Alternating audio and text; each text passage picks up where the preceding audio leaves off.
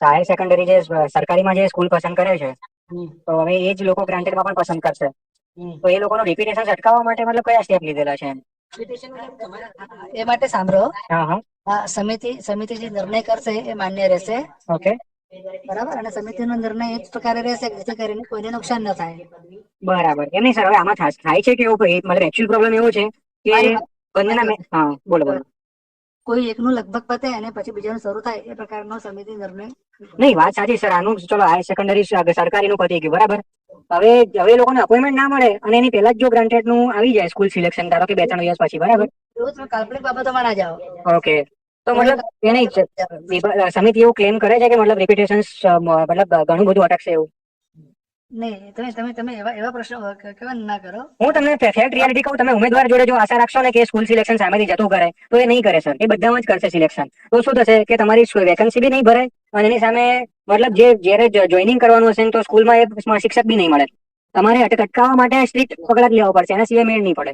આપની લાગણીને અમે સન્માન આપીએ છીએ, ઓકે પણ કેવું કે જે ઉમેદવાર એને 4-4 અરજીઓ કરી છે, રાઈટ, તો એ દરેકમાં એ પોતે પસંદગી માટે એ હકદાર છે. ઓકે, કોઈ પણ અદાલતમાં જાઓ કે કુદરતી નહીં, સાચી વાત છે સર, સાચી વાત. બીજું, એ માટે આપણે એવા ઉપાય કરેલા છે કે જે ઉમેદવાર એક વખતે શાળામાં નિમણૂક પામે અને જો હાજર થાય છે, બરાબર, 3 વર્ષમાં એને જો છૂટા થવું હોય, 3 વર્ષ પહેલા, એટલે એક હાજર થયો એને સહી કરી, પછી છૂટા થઈને ગ્રાન્ટેડમાં જવું છે અથવા અન્ય કોઈ પણ બીજી, તો એને 3 લાખ રૂપિયાનો બોન્ડ એને ભરવો પડે, એ રીતના છે. તો જ એને આગળ અન્ય જગ્યાએ જવા મળશે. એટલે આપણે કેવું કે દરેક ઉમેદવારનો અધિકાર પણ સચવાય અને અન્ય ઉમેદવારોનો અન્યાય પણ ના થાય એનું ધ્યાન રાખ્યું છે.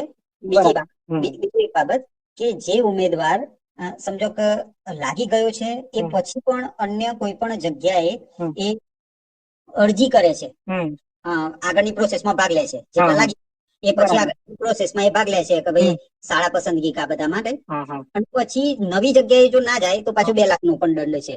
બરાબર. એટલે સર આમાં કેવું છે, એ તો પૂરતા પ્રયત્નો એવા કર્યા છે કે એક વખતે બેરોજગાર ઉમેદવારને રોજગારી મળે, એ અન્ય કોઈનો અધિકાર ના છીનવે. નહીં, રાઈટ, આમાં સાચી વાત છે સર તમારી. હાયર સેકન્ડરીમાં અત્યારે જે સ્કૂલ સિલેક્શન ચાલે છે, બરાબર. હવે એમાં ધારો કે મને મળી ગયું, તો મને જ્યાં સુધી નિમણૂક, ધારો કે તમે મને સ્કૂલ સિલેક્શન, મને સ્કૂલ ખબર પડી ગઈ કે આ સ્કૂલ છે, બરાબર. પણ તમે હવે એવું પ્લાનિંગ કરતા હોય કદાચ કે બધાનું જોઈનિંગ એકી સાથે આપવાનું, તો સર હું પછી શું કરીશ? હું તો ગ્રાન્ટેડમાં પણ એપ્લાય કરીશ ને. તો આમાં શું થશે, બંને જગ્યાએ મારો હું રેન્કર હોઈશ તો મારો તો બંને જગ્યાએ હોલ્ડ થઈ જશે ને સીટનો. પછી તમારે વેઇટિંગ ના રાઉન્ડ ક્રિએટ કરવા પડશે. આમાં કેવું છે, હજી આ બાબતે આગળ જે રીતના સમિતિ ડિસિઝન લેશે, આપની રજૂઆત છે એ અમે આપણે સમિતિ સમક્ષ રજૂ કરીશું.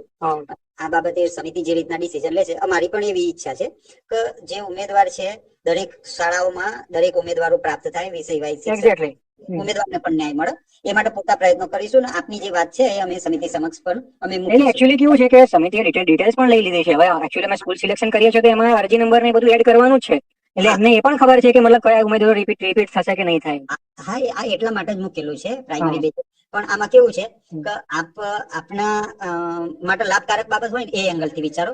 અમારે એ બાબતે પણ વિચારવાનું છે કે કોઈક બાબત કરવા જતો કોઈનો અધિકાર નથી છીનવાઈ જતો ને. નહીં, વાત સાચી કે મતલબ બંને વિભાગ અલગ છે, બંને રિક્રુટમેન્ટ આખી અલગ છે, પણ એ બાબતે ધ્યાન રાખ્યું છે. અને ફરીથી આ બાબતે અમે સમિતિ સમક્ષ આપની જે રજૂઆત છે ને એ અમે કરીશું. Okay, okay sir, thank you.